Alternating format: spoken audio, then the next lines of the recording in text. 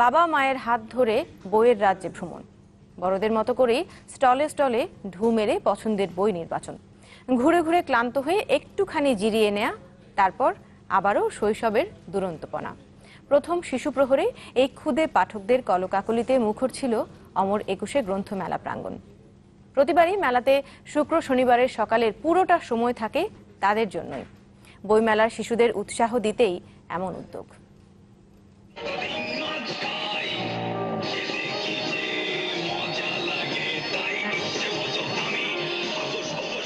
ছুটির দিন মানেই তা যেন শিশুদের দখলে, আর তাই তো অমর একুশে গ্রন্থমেলার শিশু প্রহরে শিশুদের বাঁধ ভাঙা উচ্ছ্বাস।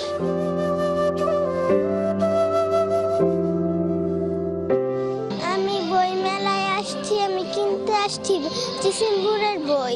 আমি এখানে ভূতের বই, রহস্য, অ্যাডভেঞ্চার, ধাঁধা এরকম বই অনেক পছন্দ করি, তাই আমি এইরকম বই পড়তে ভালোবাসি, এইরকম বই কিনি। কিন্তু আমি কোনো বই পছন্দ করে দিচ্ছি না, ওদের যে টপিক যেটা বিষয় ভালো লাগে ওরা সেটা পছন্দ করে নিচ্ছে।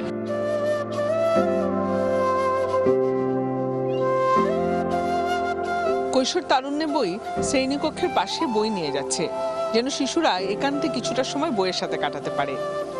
স্পর্শের মধ্যে দিয়ে হোক না শিশুদের সাথে বইয়ের আলাপন, এমন প্রতিপাদ্যে প্রতি বছরের মতো এবারও শিশু চত্বরে আছে কৈশোর তারুণ্যে বই।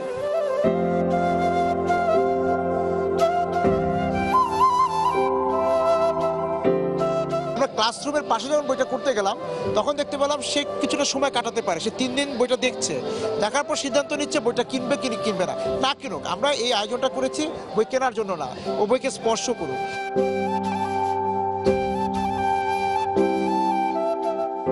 ইকরি যেমন গল্প শুনতে ভালোবাসে, তেমনি ভালোবাসে শিশুরাও, আর তাই তো তাদের চোখের মলাটে রূপকথার সব গল্প।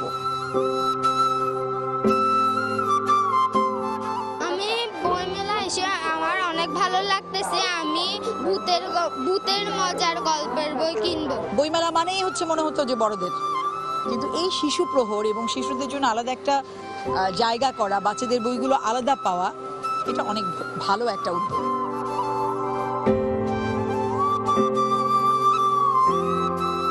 পড়ি বই, জানতে জানতে বড় হই।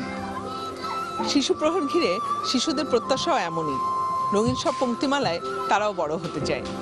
জিনিয়া কবির সূচনা, চ্যানেল 24, ঢাকা।